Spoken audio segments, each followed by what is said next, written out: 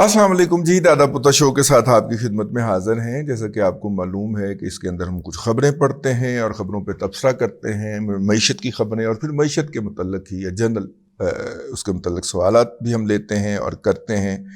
तो इसी को लेके हम आगे चलते हैं। वर्ल्ड बैंक ने पाकिस्तान के बारे में कहा है कि उसकी शरह नमू जो है मईशत की वो 1.7% रहेगी। शरह नमू 1.7% रहेगी अगले साल के लिए।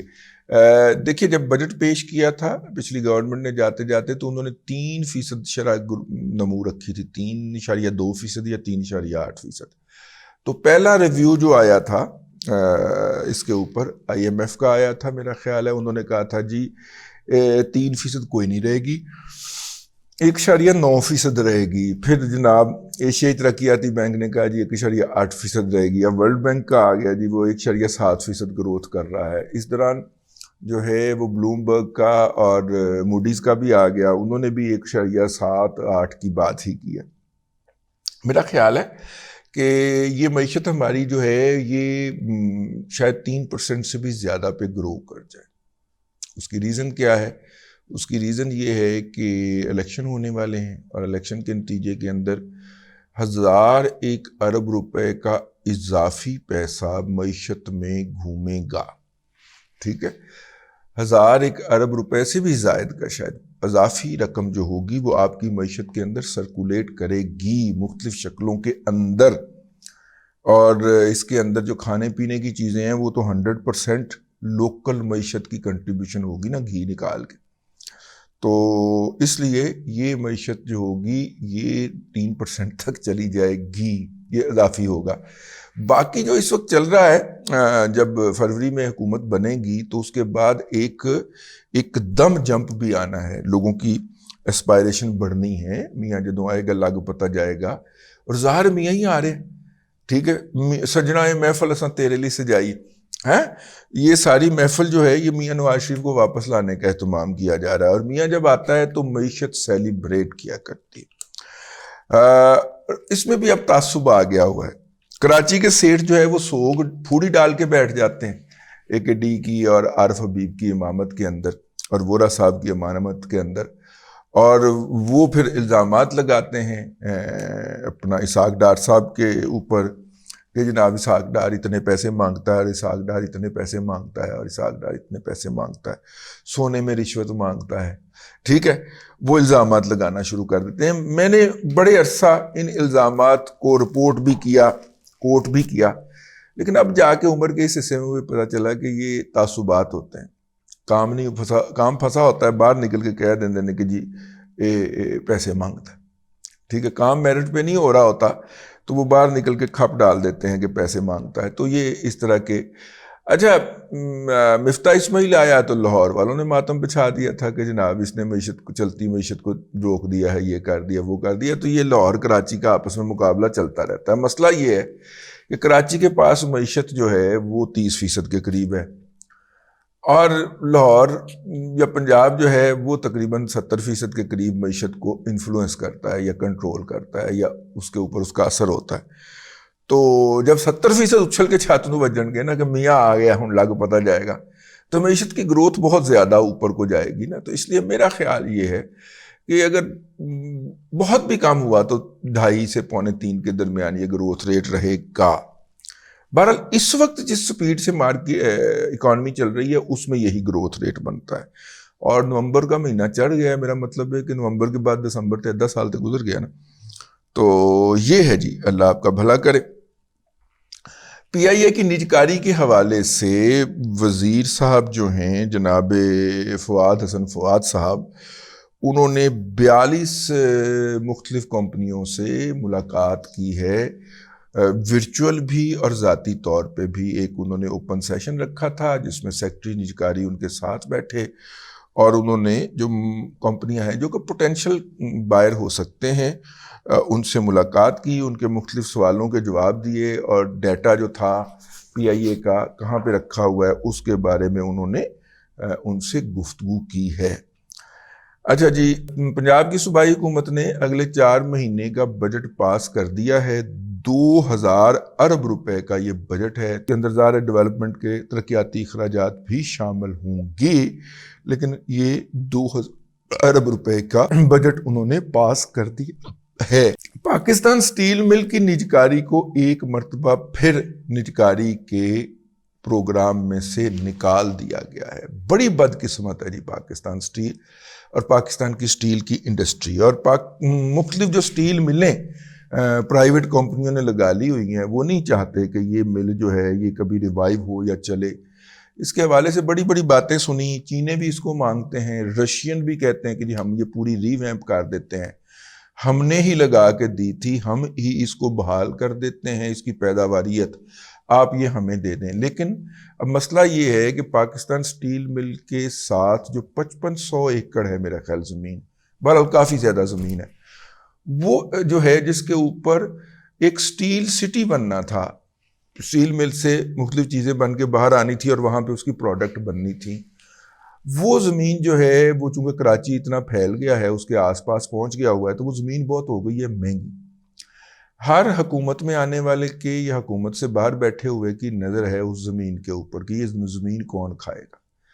اگر تو یہ زمین ملکیت ہوتی نا سندھ گورنمنٹ کی، تو اب تک یہ گڑمچو ہو چکی ہوتی، ملک ریاض کو اٹھوائی جا چکی ہوتی، اور یہاں پہ جناب آصف علی زرداری صاحب کی چھتر چھایا میں، ان کی سرپرستی میں یہاں پہ کوئی بیریا ٹاؤن کا کوئی فیز لانچ ہو چکا ہوتا.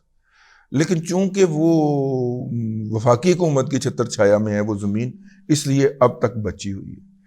لیکن سٹیل مل کو پرائیویٹائز کرنے میں حرج ہی کیا ہے؟ اس کو بیچ دینے میں حرج ہی کیا ہے؟ یہ بک رہی تھی 20 ارب روپے کے اندر، اور جناب افتخار چودھری صاحب نے اس کی نجکاری ریورس کر دی. اچھا، دے رہے تھے ہم عارف حبیب بھائی کو، تو عارف حبیب بھائی صاحب نے جا کے عائشہ سٹیل مل لگا لی.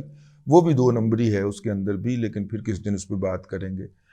تو یہ مل جو ہے اس کے بعد 20 ارب روپیہ ہمیں ملنا تھا، وہ نہیں ملا.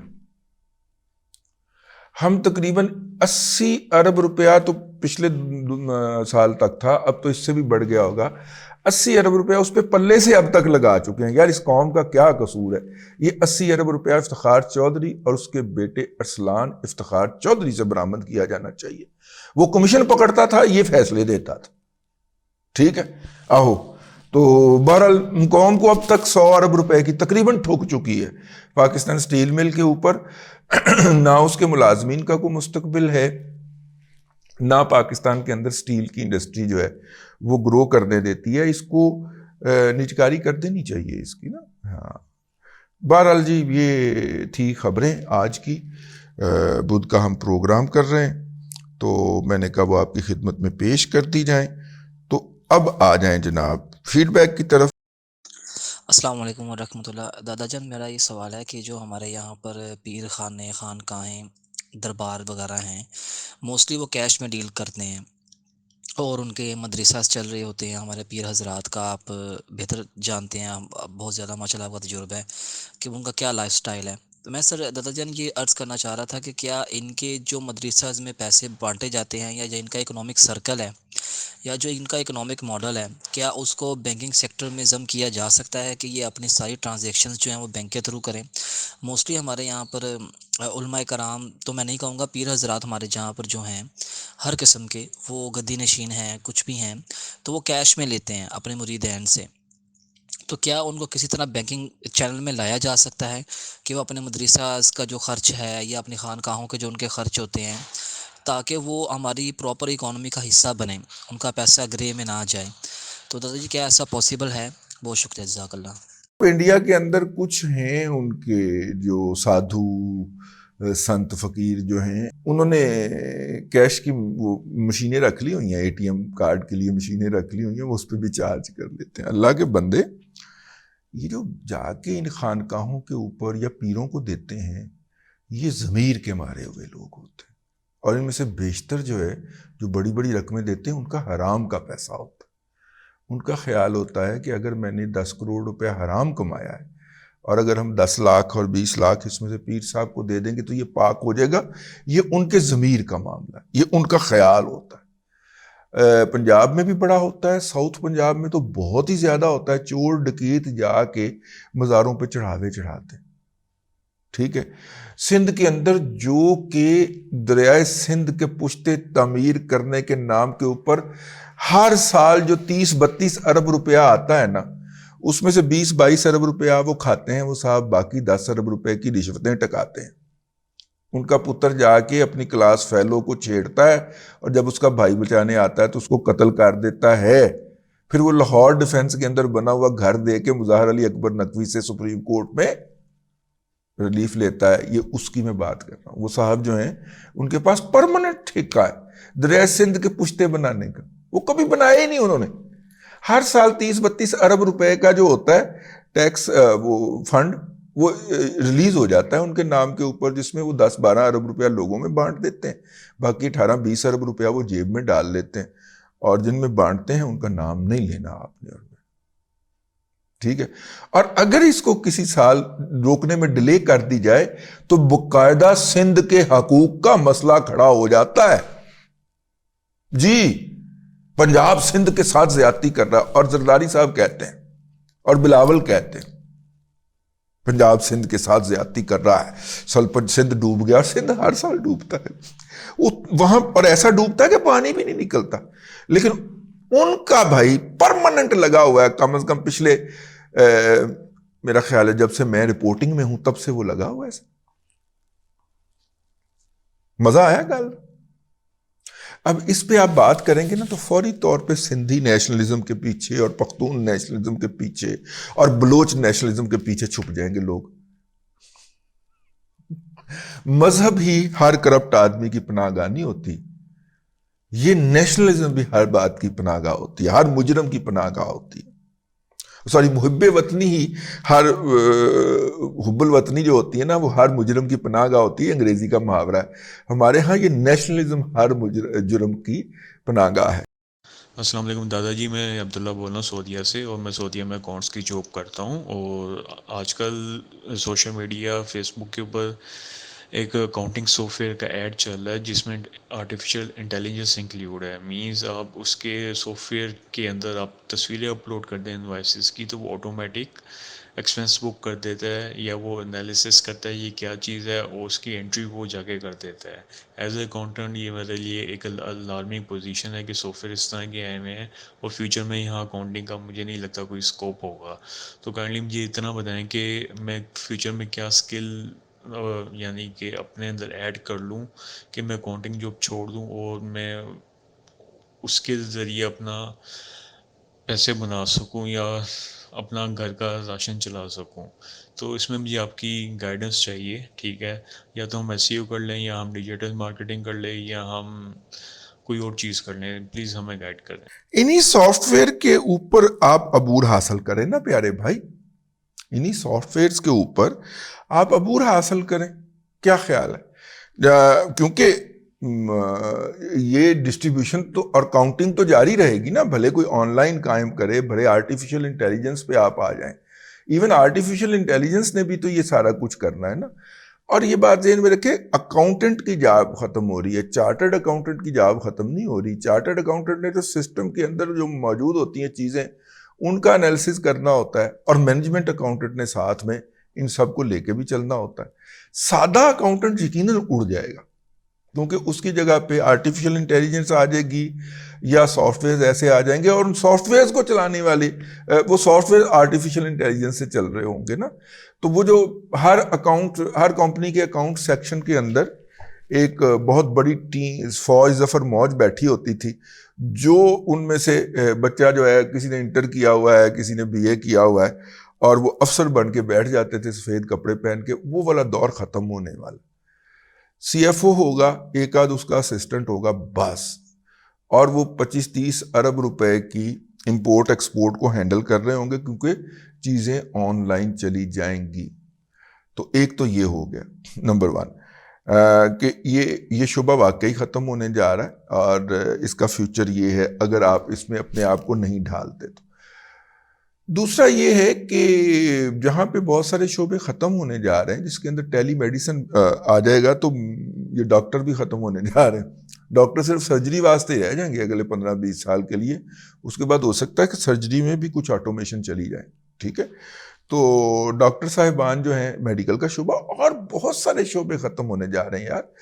لیکن اس کے لیے کوئی آن لائن جو اس حوالے سے کوئی سلسلہ ہو اس کو ڈھونڈا جائے. سروسز سیکٹر میں چلے جایا جائے. جو ٹیکس ریٹرنیں فائل ہوتی ہیں کم از کم اچھا آپ تو سعودی عرب میں ہیں, ہاں, تو بھائی نوم سٹی کی طرف منہ کر جاؤ بھائی. وہ آئندہ اگلے 20 سال کا پروجیکٹ ہے. وہاں پہ جاب بھی مل سکتی ہے آپ کو, مینیجر کی جاب مل سکتی ہے. وہاں پہ ہیوی قسم کی کنسٹرکشن ہونی ہے, اس کے اندر انہیں بہت زیادہ مین پاور کی ضرورت ہوگی, اور اس کے اندر جو ہے وہ اس لیبر نے کہیں ٹھہرنا ہے وہاں پہ جابز ہوں گی, کہیں پہ انہوں نے کھانا ہے وہاں پہ جابز ہوں گی, اور یہ جو لیبر ہے وہاں پہ رکھی جائے گی اس کا مجھے پتہ چلا ہے کہ ان کو بوفے آفر کیا جائے گا. تو جو بوفے آفر کرنے والی کمپنی ہوگی وہ بھی تو کچھ لوگ رکھے گی نا, تبھی تو وہ ان کو بوفے آفر کر سکے گی 2 وقت کا. ٹھیک ہے, اور اس لیبر کو اکوموڈیٹ رکھا بھی جائے گا کہیں کہیں. تو دیکھ لیں اس کو ذرا تھوڑا سا نا. اگر آپ سعودی عرب میں ہیں تو ذرا نوم سٹی جو ان کا بن رہا ہے وہ پرلی طرف تبوک والی سائڈ پہ میرا خیال, اس کو ذرا جا کے چیک فرمائیں کہ وہاں پہ کیا صورتحال ہے. جانا اس پروفیشن نے 2030 تک آپ کے ہاتھ سے نکلنا ہی نکلنا ہے. تو اس وقت تک آپ ایڈمنسٹریشن کے اندر کہیں پہ اپنا مقام بنا چکے ہوں مینجمنٹ کے اندر. السلام علیکم دادا جی, محمد ہارون ملتان سے. اس وقت نا گنے کا ریٹ گورنمنٹ نے جو اناؤنس کیا ہے وہ 425 سے 450 کے میڈ میں کو آواز لگی ہوئی ہے. آپ ذرا ایسٹیمیٹ لگا کے یہ بتائیں کہ اگر 450 ایوریج ریٹ ہو تو ملر کو چینی کی کاسٹ کتنی پڑتی ہے, مطلب ٹیکسیز اس میں کتنے شامل ہیں؟ غالباً چینی ہے وہ تھرڈ اس میں شامل ہے, تھرڈ سے شیڈول میں. تو اس میں ٹیکسیز کی کاسٹ کتنی ہے, اس میں کتنا جی ایس ٹی لگتا ہے, کتنا فیڈرل ایکسائز ڈیوٹی ہے, کتنا اور لمسلم ہے. تو آخر میں یہ چینی کی کاسٹ پڑتی کیا ہے ملر کو, جو 200 روپے کلو ہمیں دیتا ہے خریدنی پڑتی ہے 200. تو یہ اگر 450 روپے بیس ریٹ گنے کا ہے تو چینی کی سب ٹیکسیز اور بینک کی جو ہوتی ہیں جو پلجز ہوتے ہیں ملا ملو کے کتنے کی کاسٹ پڑتی ہے؟ السلام علیکم. ٹوٹل اوور آل ذرا الگ الگ ڈیفائن کر دیں مہربانی. السلام علیکم. دیکھیے میں آپ کو سمپل سا فارمولا بتا دیتا ہوں.